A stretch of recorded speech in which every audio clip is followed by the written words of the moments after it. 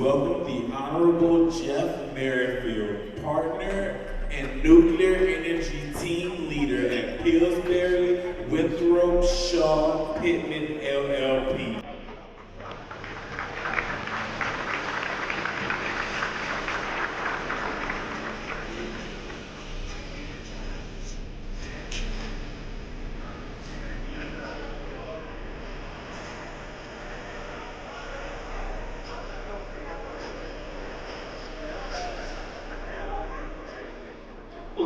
Good morning, everyone. It's great to be here, and really looking forward to a terrific panel. Today, we're going to be talking about really a new avenue of deploying new nuclear. And with us, we have Jurewicz, who's the CEO and co-founder of Blue Energy, and Sean Stibich, who is executive director of the Port of Victoria. This one is going to be Texas-focused in part, and so we'll jump right in. Jake, obviously since we've got Sean here as well, you recently announced that the Port of Victoria would be the first location at which Blue Energy would be deploying its modular reactor power containment technology. For those who aren't familiar with Blue Energy and the energy proposal, can you sort of verbally walk us through the innovation that you're bringing to the project in the port? Yeah, thank you, Jeff. So, Blue Energy, we're a developer with a particular thesis, a particular technology, how to address the cost overrun risk challenge and building nuclear plants. Particularly what we're doing is we're borrowing form factors, supply chain, manufacturing, installation techniques from the offshore oil and gas, LNG, offshore wind spaces, and applying them to the nuclear SMR sector for deployment. So this is borrowing facilities like you see down on the Texas coast, backyard shipyards, some of which might be part of the submarine supply chain, some of which have been building oil and gas rigs for many years.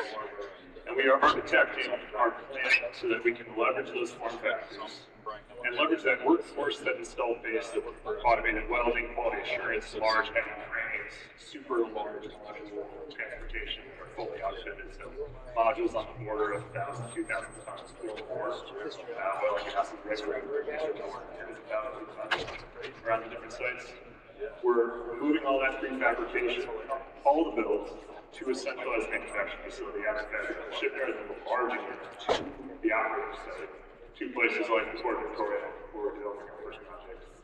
And that is really to enable fixed price contracting to address the cost of risk challenge we see traditional nuclear construction. And it changes the way that we finance the plant and allows the debt financing to come in. The classic example I like to talk about is Venture Global LNG, which did this very successfully for Kalamazoo Pass 1 in Louisiana, which is their first project. Highly innovative model that is very analogous to what is being talked about in the SMR space. That's what we're doing. So just to capture people, you're really using that case on technology, which is well proven in the oil industry, and really using that as more of a containment-like structure. Yeah, so we were partly inspired by what we saw being done for the foundations of offshore wind turbines for these super large monopiles.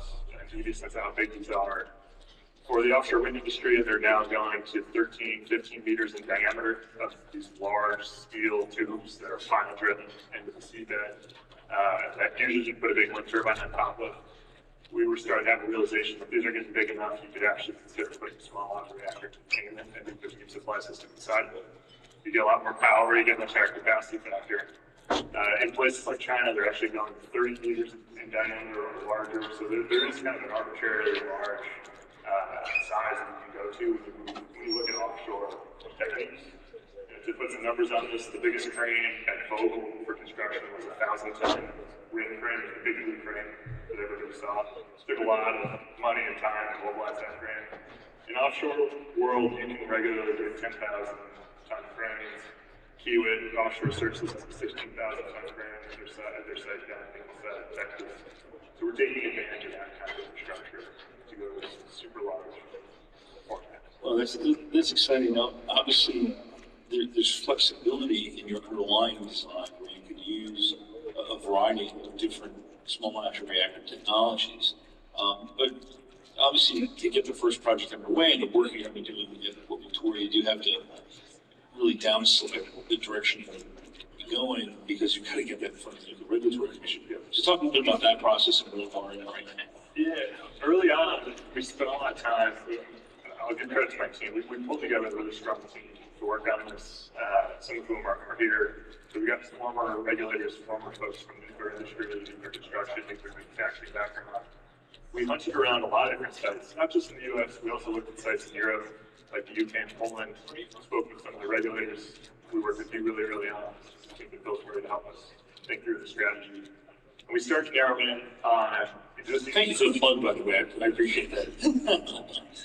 We started to narrow in on existing nuclear sites, which a lot of people talk about as oftentimes the easiest sites to develop for nuclear capacity. They're characterized, support the community, lots of existing infrastructure to leverage. And then we started honing in particularly on states that will really support nuclear power. A lot of things pointed us to Texas. So we actually did a tour along the Texas coast, started in Houston, going all the way down to Brownsville, and went and physically visited with a lot of sites.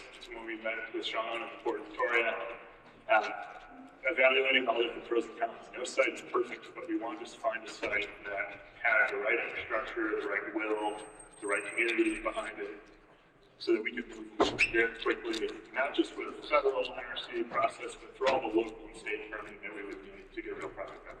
Yeah, sounds smart. Well, listen, Sean, just bring you into this conversation. We've been talking about the Port Victoria, and you're the key person for the port. Can you talk a little bit about the characteristics of the port, its location, what are their assets nearby that you can be utilizing as part of this project with Blue Energy? Yeah, absolutely. So if you don't know where Victoria, Texas is, we're pretty much right in between Corpus Christi and Houston, also 2 hours from San Antonio and Austin, known as the Crossroads region. We are 35 miles inland. We have a barge-only port that matches the Intercoastal Waterway. About $10 billion worth of economic impact flows through that port, and about 4 million tons of cargo over the water, over that canal. We're broken up into 2 sites. We have the north side, which is about 800 acres. That's our legacy business. Typically like a 20-acre to 40-acre plot of land is what the construction of $100 to $200 million capex for these projects. And really in the future, where Blue Energy is looking is at our Texas Logistics Center, which is the south site, which as of last week, I think we are now at 3,000 acres of greenfield sites at that location. We have a lot of infrastructure that's gone in over the last, I would say, decade to 15 years. We've added a large general cargo dock that can handle heavy loads, 150,000 square feet. We have a heavy haul road that goes through our entire property. We're adding more roads inside there that's directly adjacent to the Blue Energy parcel of land. Have $30 million rail drop and pull track build out construction to bring in dual service, which is also directly adjacent to the Blue Energy parcel. So we really focused on putting all of our resources, purchasing land to grow, to work infrastructure, to land business, or keep up with our tenants. Well, it seems like, as Sean has described it, the port's a great fit for what you all are attempting to accomplish for your kickoff site. Can you, obviously your first effort is going to be focused, like a laser on getting this project over the line and getting it licensed and getting it built. But obviously you're looking to scale. So I guess the question here is, what other attributes are there at the port that are applicable to other ports in both the United States and elsewhere that will allow you to replicate this in other locations? Yeah, I'll first kind of talk about how great this first set is. Port Victoria, as I said, we started initially looking at brownfield nuclear sites. To give people some context on where our site is, it's about 60 miles west of South Texas project. It's even closer to the Jurewicz energy site. I think it's about 10 miles away. But it's particularly close too. It's one of the things I was looking at earlier. The early site permit was filed for Victoria County Station, the next one was development back in Victoria South in 2006 and 7. So there's a lot of existing site characterization basically adjacent to us. About $100 million went into that site development that we're able to leverage. That is directly applicable to how we're developing the site. But some of the other attributes that you're mentioning, the heavy G side that we can roll on, roll off, transportation of prefabricated equipment that's built at Fabulous and Corpus Christi that can roll onto the site. And now I just have a global built out their sites. There's a 345 kV line, transmission is very important these days. It is adjacent to the 765 kV corridor that are deploying in the area as well. But what's appealing about the port, what we learned from visiting a lot of the ports around the coast there, is there's enormous load growth that's happening. Pretty much every port around the U.S. right now has existing base, in some cases 7 gigawatts of load, and a much larger pipeline of load that's coming from manufacturing expansion, chemical refinery expansion, in some cases battery manufacturing, ammonia projects, water desalination. And the main thing holding them back is can they get firm generation? And water. Water also produces it. Can you get the power? So the port's been a huge partner for us because it's kind of a single landowner. It's a community that was already very supportive of nuclear power because it had a lot of time in there 20 or so years ago. And then there's a lot of, I'll also say a few other unique attributes of the port.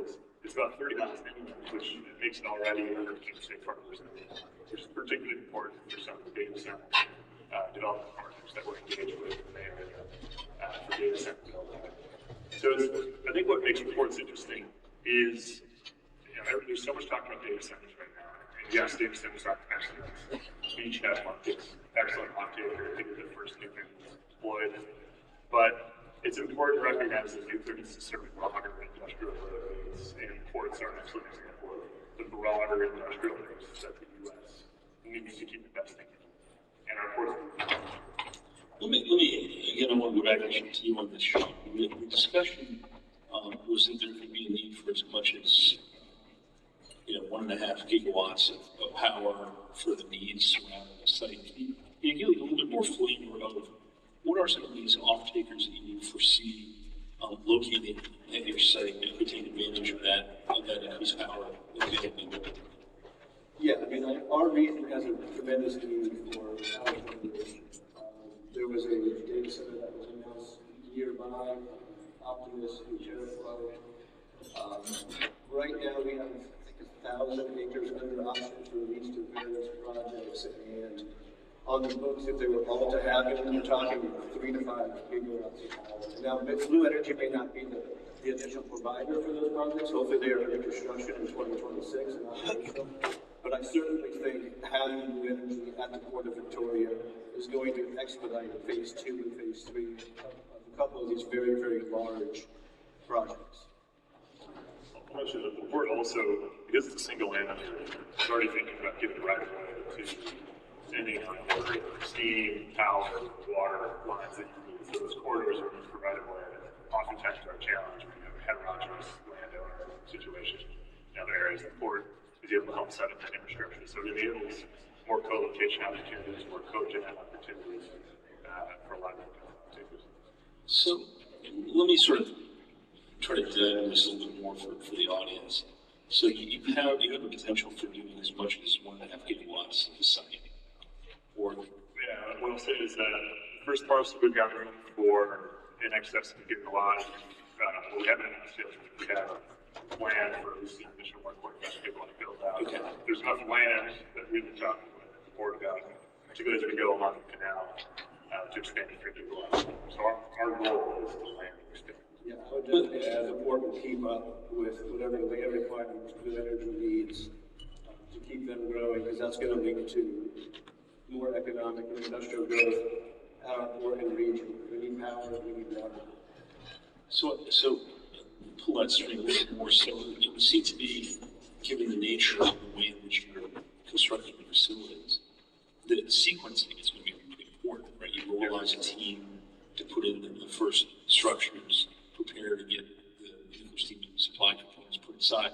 At some point, you can sort of switch to the next one.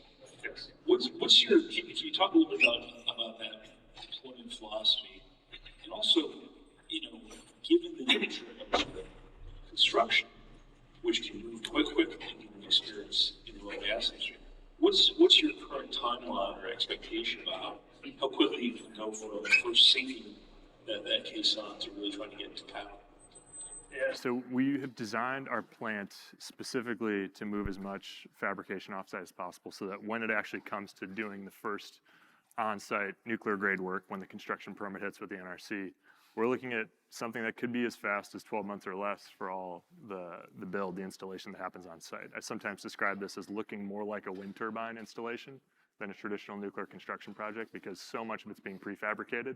It's mostly a crane logistics exercise of lifting things into place, pouring the concrete where you need it to be poured, and then really being thoughtful ahead of time on the planning of how the modules interface with one another.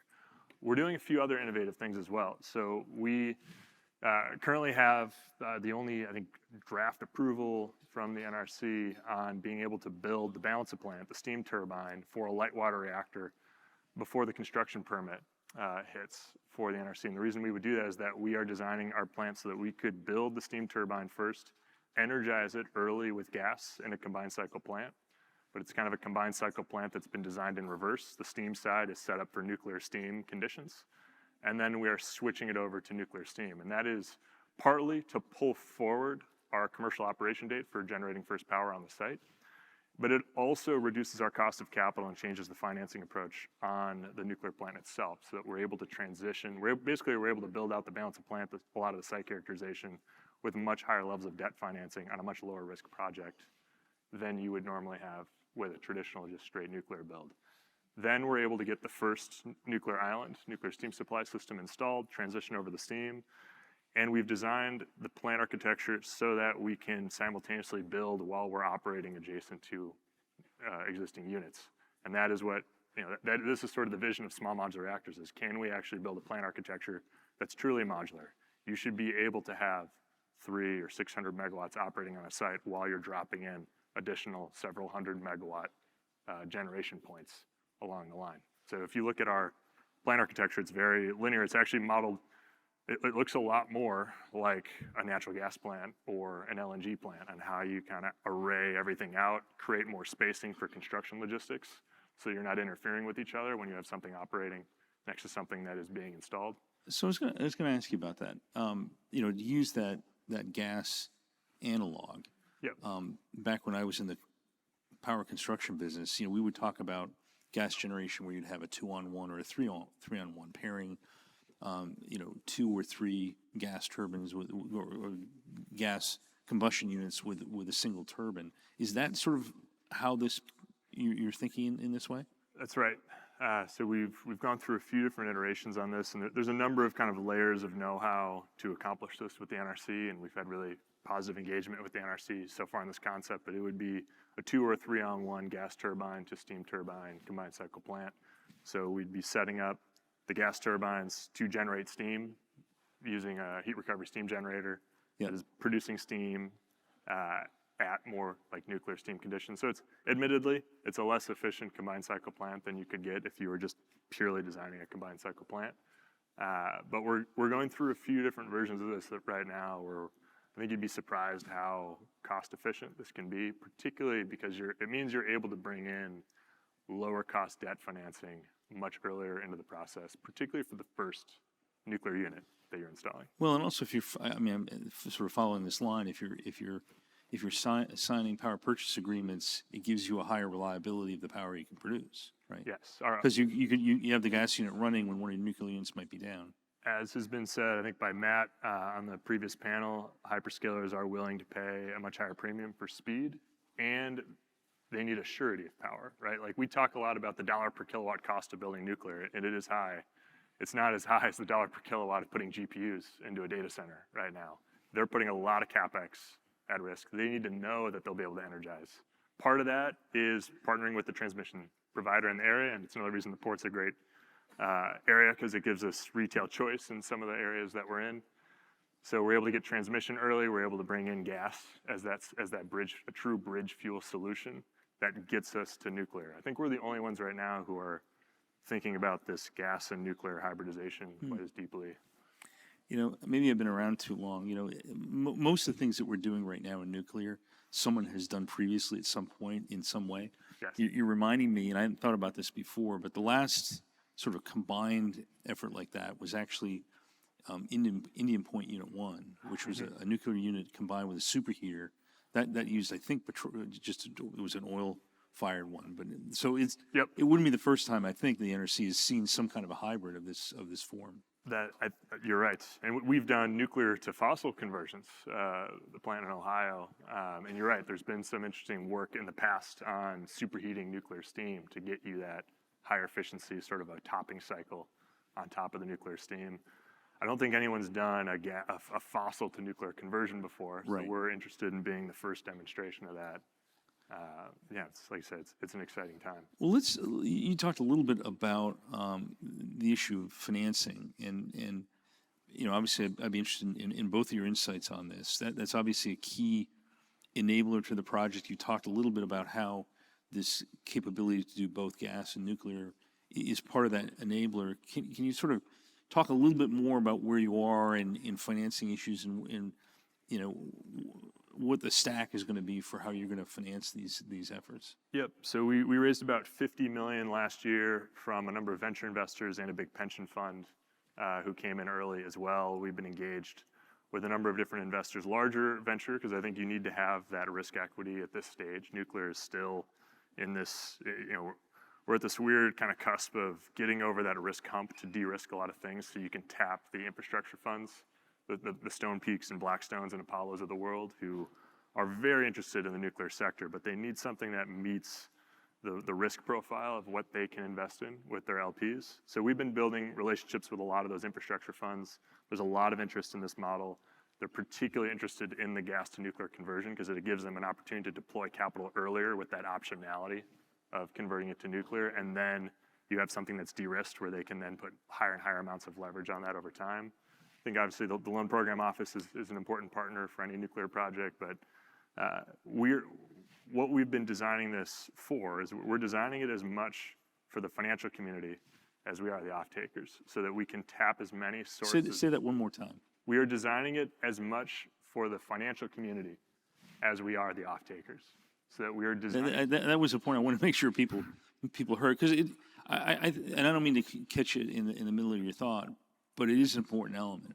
Ultimately, the ability of these projects to move forward is to get the money. So, that's a smart move. We ultimately, what you want to get to, and this is, again, that guiding light of looking at these case studies of how Venture Global LNG innovated in this space. I think it's important. I think it's a really valuable case study. Venture Global was a startup like us 10 years ago. Two co-founders, Bob Pender and Mike Sable, started this company. They raised risk equity, and they were very thoughtful about how to reach project finance as early on in the process as they could.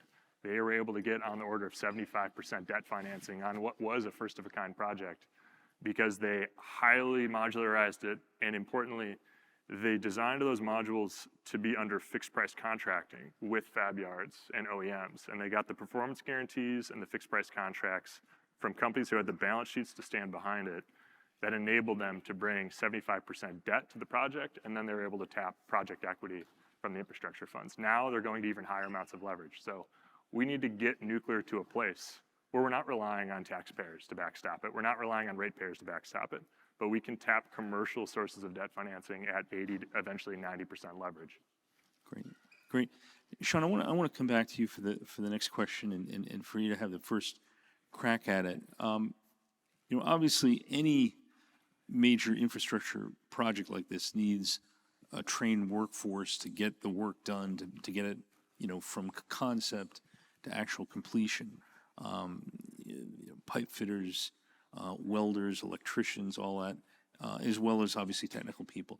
Can you talk a little bit about how because you've got other infrastructure projects that you've been working on all along, what kind of engagement have you had with local community colleges, universities, and how can that enable some of the things that Blue Energy's trying to do here?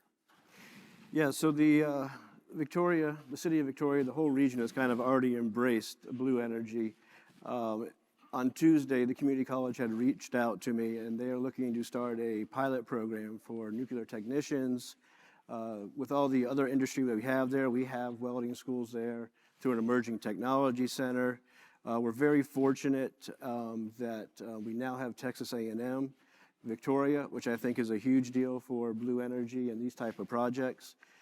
So those training programs are already being developed. I believe Blue Energy was asked to be on a committee over at A&M to identify which degrees we would need at the university in Victoria for their project. Hopefully we'll be ready to go when they're breaking ground that our community is already training these workers.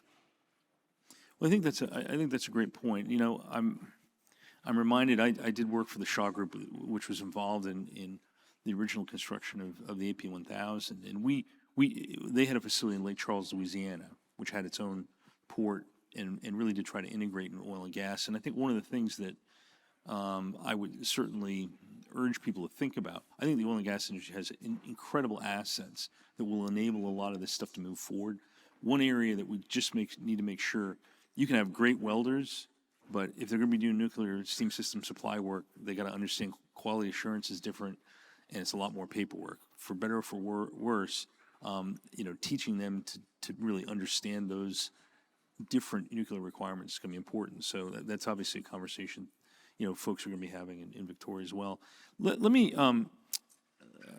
get to sort of another question. This really does go to both of you. So Victoria is an inland port.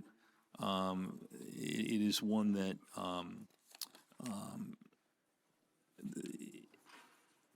does have, you know, a limited. It's not a deep water port. So maybe we can start with a little bit of the characteristics of that, the barging, and how the design has been evolving to adapt to that, and how that's applicable to other ports, not only in Texas, but potentially in the United States. Yeah, do you want to start with some of the... Yeah, so we're about 45 miles by water to the nearest deepwater port, Calhoun Port Authority.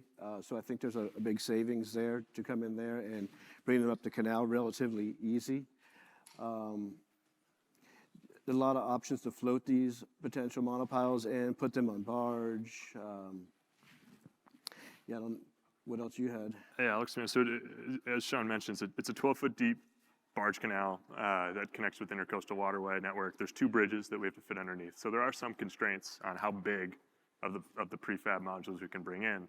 But the flip side of that, and why we kind of like this challenge, is we're designing something that when it works for the Port of Victoria, it can immediately start accessing markets up the Mississippi River, the Ohio River, the Great Lakes, through the St. Lawrence Seaway. So we're designing something that can tap the Midwestern market as much as the Intercoastal Waterway Canal Network market. It just gets to a larger total addressable market. Of course, as we go to pure deep water ports, you can go even larger with some of the modules. But that's what's kind of appealing about the Port of Victoria as a challenge. Is you on that notion? So you really, by this particular effort, you're really unleashing some areas you hadn't really originally thought of as potential opportunities. So, you know, the scope of where you might be able to deploy the technology has become even larger than when we first started having our discussions. Yeah, it has. When we talk about, because we use the water for sort of 2 things at Blue Energies. One, and the main thing is to be able to barge in large prefabrication from off-site, large centralized manufacturing facilities. But the second is that the water really presents the ideal source of defense in depth in NRC space. For beyond design basis accidents, it provides cooling, it provides a radiological protection, it's a physical security barrier in some sense, which allows you to shrink your physical security staffing. So if you're very thoughtful about how you use that natural water environment, you can help reduce CapEx and OpEx in the plant architecture itself. So we originally thought, oh, you know, this will, when people look at what we're doing, they're like, oh, it only works in the ocean or on coastlines. But it's like, actually, no, if you think about where are our nuclear plants today, where are a lot of the large coal and gas plants built? They were built on major rivers and waterways because we use them for once-through cooling, because it is a resource. We had done a lot of barge transportation of big prefab modules in the past, and we are simply, you know, in the spirit of, as a startup, how do you make sure you're being really thoughtful about which risks you're taking on and which risks you're not taking on? We want to choose sites that allow us to focus on just the hard part of the cost overrun risk, and we want to make it as easy for us as possible to do that prefabrication strategy. Now, one of the things that I think, you know, both here in Texas and elsewhere is, you know, we've been talking a lot about the Texas market, the U.S. market. There's obviously the international market. There are a number of countries around the world that aspire to deploy nuclear might not have the physical location to do it. I use the example of like a Singapore, very constrained space, but nonetheless, might be a good option for this technology. One of the things I want to sort of ask through that is the nearshore opportunities are quite evident, but so people understand it, how far offshore would be sort of a logical nexus? Is that not really? I'm always careful about how I talk about the offshore because it's more of like kind of a future iteration of what we could do. But the form factors, the installation approach, everything we're doing does lend itself to you could go further offshore with it to power either offshore oil and gas operations. There's some benefits there in terms of kind of keeping something out of sight, out of mind from a NIMBYism standpoint, because we are predominantly below grade. It's much more power dense than an offshore wind project where you're kind of eating up the whole view shed and horizon line. So particularly for certain markets like Southeast Asia, Singapore is a really interesting market, but the Philippines, Indonesia, Malaysia, that whole area, they're very land constrained and they need enormous amounts of power. And if we're not providing a solution from the US for nuclear power, they're either going to be building coal or they're going to be buying nuclear from Russia or China. And part of this is to be able to present a solution that works for US allies and firms up those US allies in the long run. So just to expand on that a little bit more, Southeast Asia, super interesting market. Parts of the Middle East, same sort of deal. Everyone kind of lives along the waterways because you need water to survive. Eastern Europe, particularly around the Nordics, some of the coast around Sweden, there's a lot of conversation right now, even the north coast of Poland. The UK is an island. All of its nuclear plants are on the coast. A lot of them need to be replaced because their graphite moderators are cracking. So those are all really ripe markets for us. So lots of white space for you to think about. Sean, let me maybe direct the last question toward you. Obviously, you work very closely with both the state of Texas as a port. You obviously have to work with the federal government as well. As you have announced this project and the possibility of the Port of Victoria serving as a location, what kind of response have you been getting from the state of Texas, from others that you interact with in similar port facilities to what you've announced? Yeah, I mean, it's been very, very, very positive, the announcement. And, I am sure there are many other out of the 20-plus Texas ports that are working on this type of project for their port. It's going to keep the boom of economic development and growth in Texas going. Texas ports have always been kind of on the forefront of helping Texas grow. And, I just think it's going to end up being in the majority of these ports. I mean, it's going to be big business for Texas. Big business and very exciting. Well, listen, gentlemen, thank you very much for a terrific panel. Please join me in thanking them for our presentation today.